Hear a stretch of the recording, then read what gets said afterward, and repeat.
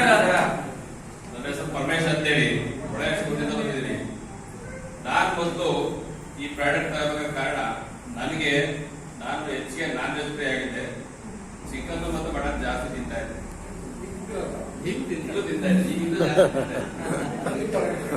Chicken ತಿಂದ್ರೆ night ನನಗೆ ಮಲಗಕ್ಕಾಯ್ತಾ ಇಲ್ಲ. ನೈಟ್ 2 ಗಂಟೆಗೆ ಗ್ಯಾಸ್ಟ್ರಿಕ್ ಜಾಸ್ತಿ ಆಯ್ತು ಅಂದ್ರೆ ಎದೆ ಉರಿ ಸ್ಟಾರ್ಟ್ ಆಗ್ತದೆ. ಫಸ್ಟ್ ಎದೆ ಉರಿ ಸ್ಟಾರ್ಟ್ ಆದಾಗ ನಿದ್ದೆ ಬರೋದಿಲ್ಲ, ಬ್ಯಾಕ್ ಪೇನ್ ಸ್ಟಾರ್ಟ್ ಆಗೋದು, ಹಿಂಸೆ ಆಯ್ತು, ಸಿಕ್ಕಾಪಟ್ಟೆ ಹಿಂಸೆ, ಹೇಳ್ಕೊಳಕ್ ಆಯ್ತಿಲ್ಲ ಆ ಪರಿಸ್ಥಿತಿ.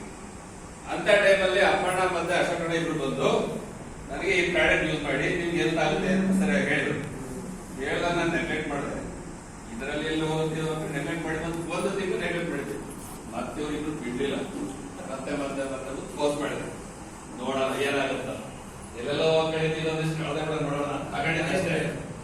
ತಗೊಂಡು 1 ವಾರ ನೀರನ್ನ ಮಾಡ್ಕೊಂಡು ಕುಡಿದಿದ್ದು 1 ವಾರ ಗ್ಯಾಸ್ಟ್ರಿಕ್ ಹೋಯ್ತು.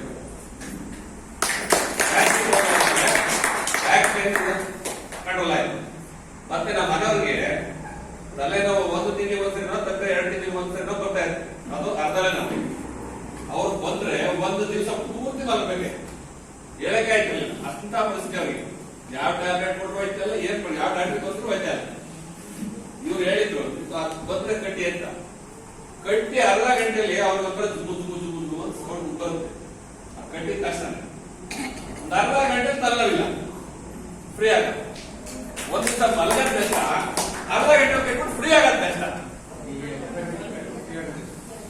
ಅಲ್ವಾ. ಹಂಗಾಗಿ ತಗೊಂಡ್ಮೇಲೆ ಇಷ್ಟು ನನಗೆ ಸಮಸ್ಯೆ ಕ್ಲಿಯರ್ ಆಯ್ತು. ಸ್ವಲ್ಪ ದುಡ್ಡು ಅರ್ಧ ಮಾಡಿದೀನಿ. ಈಗ ಆರ್ಥಿಕವಾಗಿ ಚೆನ್ನಾಗಿ ಇದ್ದೀವಿ, ತೊಂದರೆ ಇಲ್ಲ ಸರ್. ನನಗೆ ಅವಕಾಶ ಕೊಟ್ಟಂತ ಅಶೋಕಣ್ಣನೂ ಅಪ್ಪಣ್ಣ ಸರ್ಗೂ ನಾನು ಕೃತಜ್ಞನಾಗಿರ್ತೀನಿ.